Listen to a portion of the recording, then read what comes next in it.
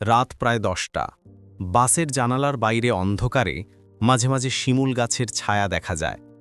আরিফ শহর থেকে ফিরে আসছে তার জন্মগ্রাম ধুলোমাটে 10 বছর পর। চাকরি গেছে, টাকা শেষ, থাকার জায়গা নেই। সবচেয়ে বড় কথা, মনের ভেতর একটা গভীর ক্লান্তি। গ্রামের নামটা শুনলেই অনেকের মাথায় আসে ধুলোর মাঠ, নদী, খেজুর গাছ। কিন্তু যাদের ভেতরের ইতিহাস জানা আছে তারা জানে গ্রামের নামের এই ধুলো আসলে ভয়ের। বাস থেকে নামতেই আরিফের মনে হলো শীতটা যেন হঠাৎ বেড়ে গেছে। গ্রামের পথে কেউ নেই, শুধু দূরে পুরনো কুয়োর দিক থেকে হালকা বাতাসে একটা অচেনা গন্ধ। মায়ের বাড়ি থেকে 5 মিনিট হাঁটতেই হঠাৎ তার চোখে পড়ে মাটি থেকে উঠে আসা একটা অদ্ভুত জিনিস। মাটির ওপর একটা হাড্ডি, মানুষের কাঁধের হাড্ডির মতো দেখতে। কিন্তু আরও ভয়ঙ্কর হলো হাড্ডিটা ভেজা, যেন মাত্র কয়েক ঘন্টা আগেই কোনো মাংস থেকে আলাদা করা। আরিফ জোরে শ্বাস নিল। হয়তো কুকুরের, নিজের মনেই বলে।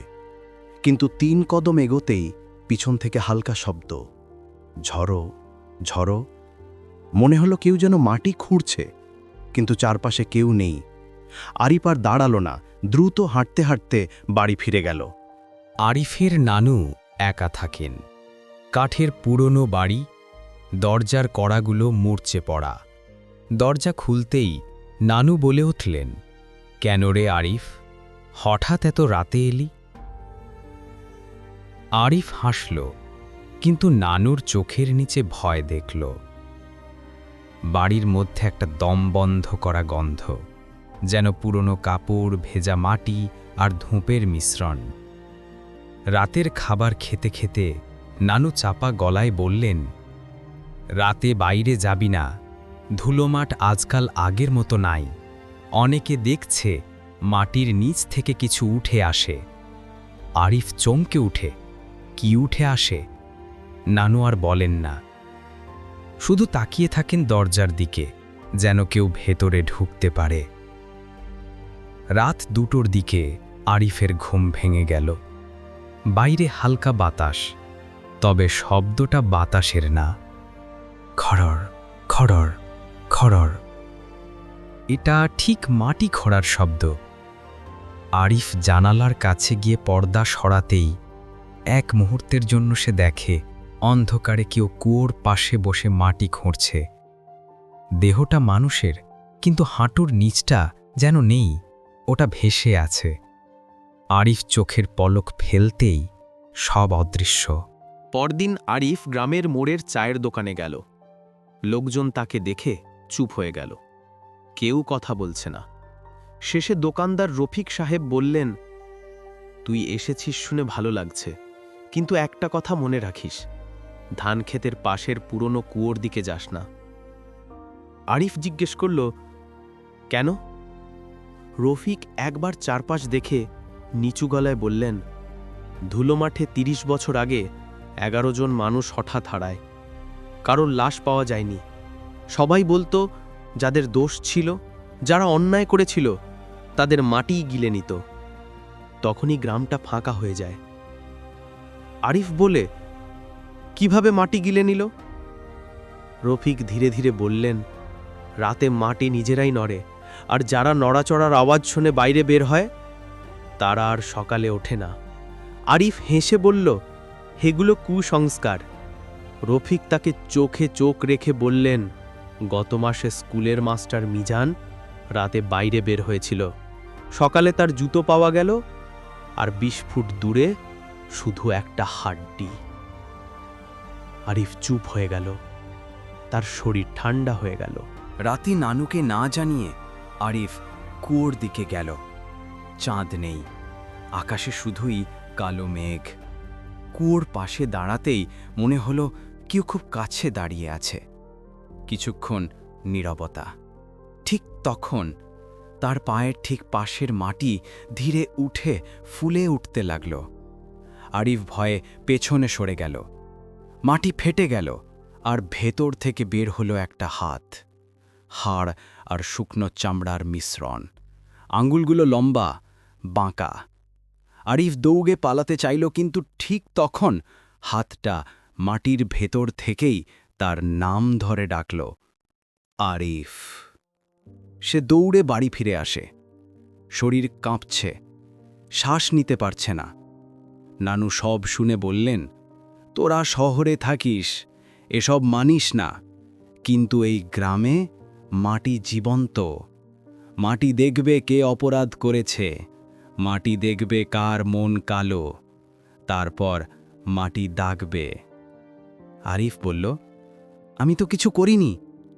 নানু বললেন, সে তুই জানিস, মাটি নাও মানতে পারে। পরদিন বিকেলে আরিফ নানুর ঘরের উপরে পুরনো অ্যাটেক ঘর থেকে একটা বাক্স পেল। তার বাবার জিনিসপত্র। বাবা মারা গিয়েছিলেন যখন আরিফ ছোট। বাক্স খুলতে খুলতে ওর চোখে আসে একটা চিঠি। চিঠিটা নানুর নামে লেখা, তার বাবার হাতের লেখা। মা, আমাকে ক্ষমা করো। ধুলোমাটে যে 11 জন মানুষ হারিয়েছে, তাদের মধ্যে একজনের জন্য দায়ী আমি। সে রাতে আমি তাকে ধাক্কা দিয়েছিলাম কুয়োর পাশে। ও পড়ে যায়, ওঠেনি আর। কাউকে বলিনি, কিন্তু সেই রাতের পর থেকে মাটি আমাকে দেখে। মাটির ভেতর থেকে কারো গলা শুনি। আমি জানি একদিন মাটি আমাকেও নেবে। আরিফের হাত কাঁপতে লাগল, তার গলা শুকিয়ে গেল। তার বাবা একজন মানুষের মৃত্যুর কারণ, আর ধুলোমাথের মাটি কি সেই অপরাধ স্মরণে রাখে? আরিফ ভাবে, তাহলে আমি? মাটি কি আমাকে সেই অপরাধের রক্তধারা মনে করে? তার বুক ধকধক করতে থাকে।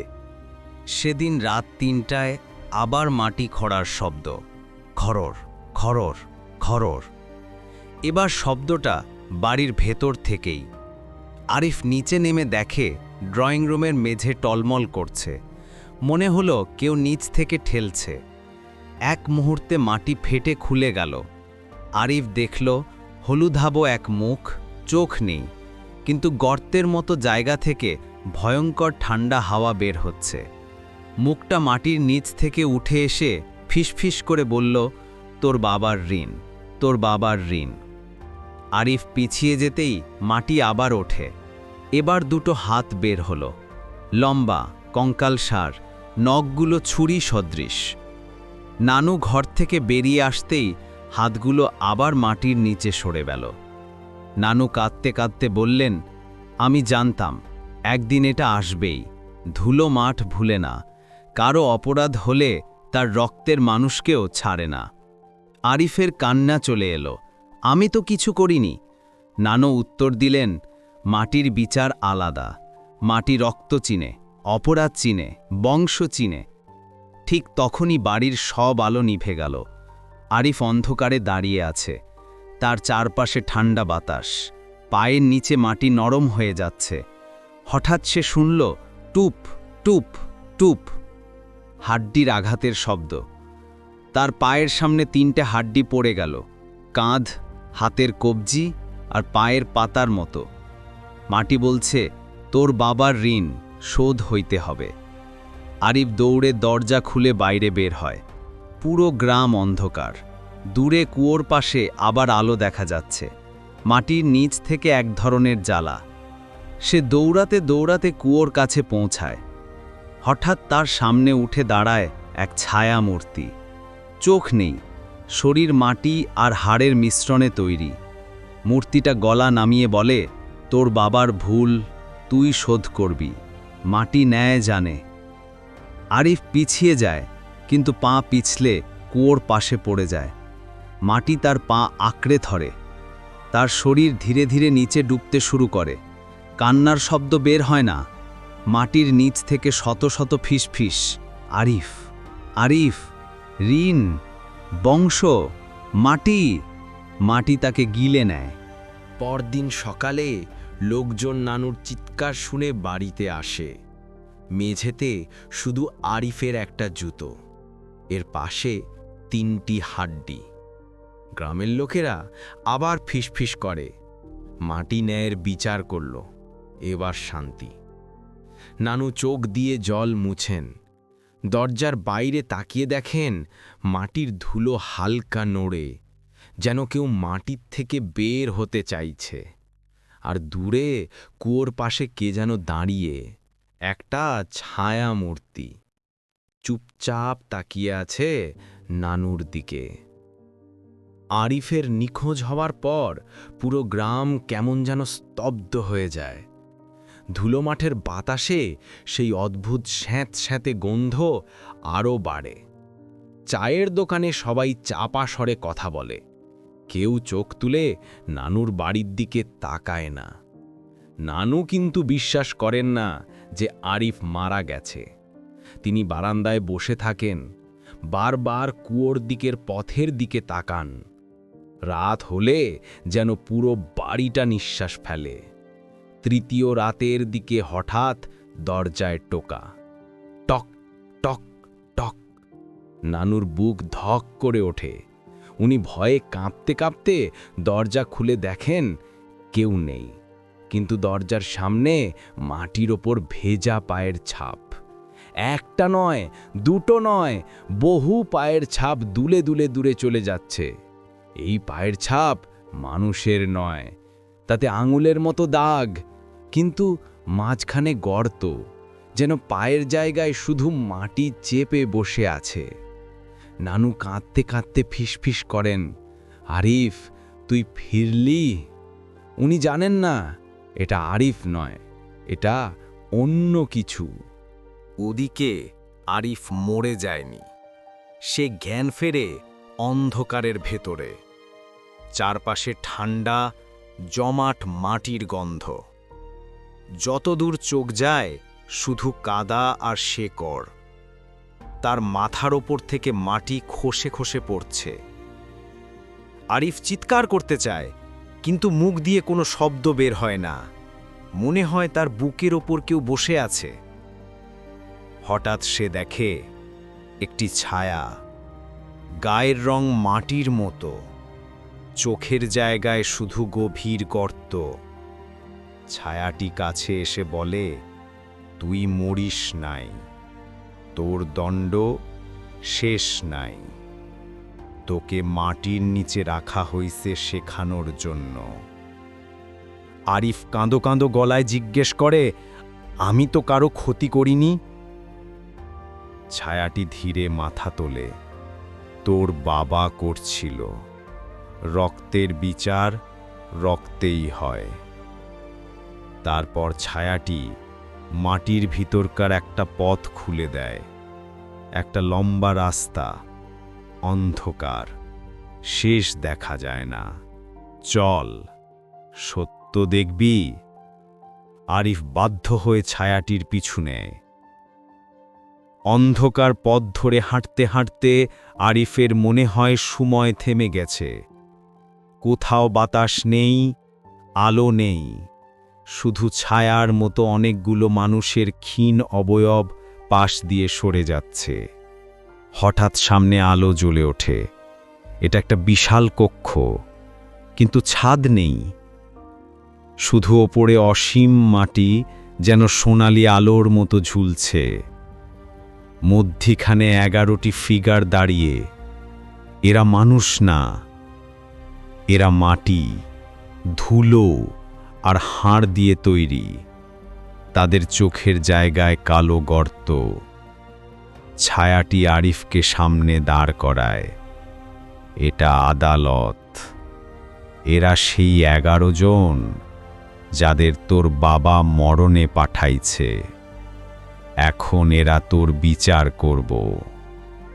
একজন কঙ্কাল সার দেহ এগিয়ে আসে, বুকে ফাঁক, বুঝা যায় পিছলিয়ে পড়ে গিয়ে মারা গেছিল। সে বলে, তোর বাবা আমাকে কুয়োর ধারে ধাক্কা দিছিল, তোর শরীরে তার রক্ত, তার অপরাধ তুই বইবি। আরিফ কাঁদো কাঁদো গলায় বলে, কিন্তু আমি তো জানতাম না, আমি তো জন্মের সময় ছোট ছিলাম। আরেকটি আত্মা এগিয়ে আসে, তার গলা যেন ভাঙা। জানা না থাকলে ক্ষমা হয় না, রক্তদোষ গা ধইরা থাকে। হঠাৎ সব 11টি আত্মা একসঙ্গে কণ্ঠ তোলে, ঋণ, রক্তের ঋণ, রক্ত দিয়াই শোধ। আরিফ হাঁটু গেড়ে বসে পড়ে, চোখ দিয়ে পানি ঝরছে। ঠিক তখন দূরে আবার আলো জ্বলে ওঠে।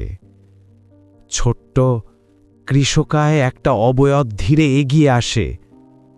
আরিফ তাকিয়ে দেখে স্তব্ধ হয়ে যায়। এটা তার বাবা।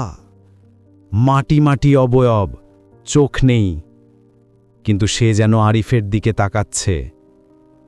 তার বাবা কাঁপা গলায় বলে, বাবা, আমি অপরাধ করি, তুই কিসের দোষে মরবি? আরিফ কেঁদে ফেলে, তুমি কোথায় ছিলে এতদিন? বাবার ছায়া উত্তর দেয়, মাটি আমারে নিতে পারে নাই, কারণ আমি অপরাধ স্বীকার করি নাই। আমি পালাইছিলাম, আজ আর পালাইতে পারব না। বাবা 11 আত্মার দিকে ঘুরে বলে, তার জীবন নিও না। যে অপরাধ আমি করছিলাম তার শাস্তি আমারে দাও। মাটি যেন গর্জে ওঠে, স্বীকারোক্তি দেরিতে হইলেও সত্য।